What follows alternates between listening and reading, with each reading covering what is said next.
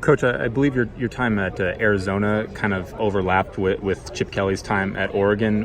What do you remember about those defenses? Or is there anything about those defenses that were particularly tough, or was it more just keeping up with the offense that was producing at such a high number? That was part of it. I know they tried to, at Oregon, they played like a bunch of guys on defense, just knowing they were going to probably get taxed a little bit, with the speed of their offense. So I know they tried to play, I want to say 22 to 25 guys, just rotate some guys. So, not doing that as much, obviously, UCLA, but it was a fast-paced deal, both sides of the ball.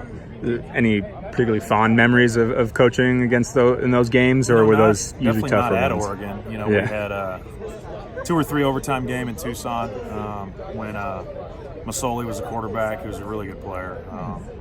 Kind of a barn burner. It was a fun game, but they beat us in the end.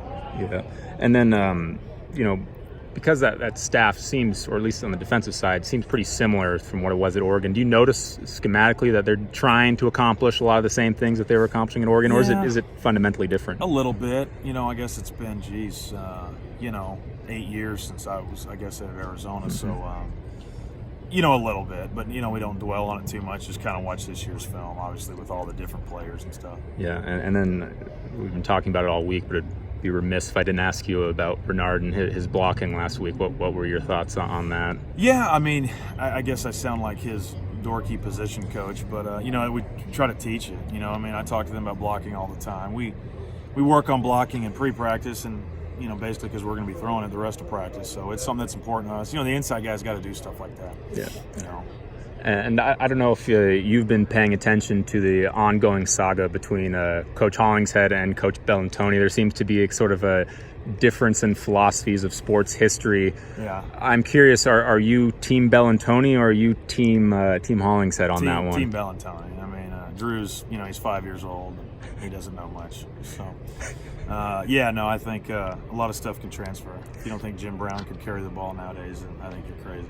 Do you think that's just a generational difference, or that's just a matter of being right and wrong? A little bit. We all think our generation was the best.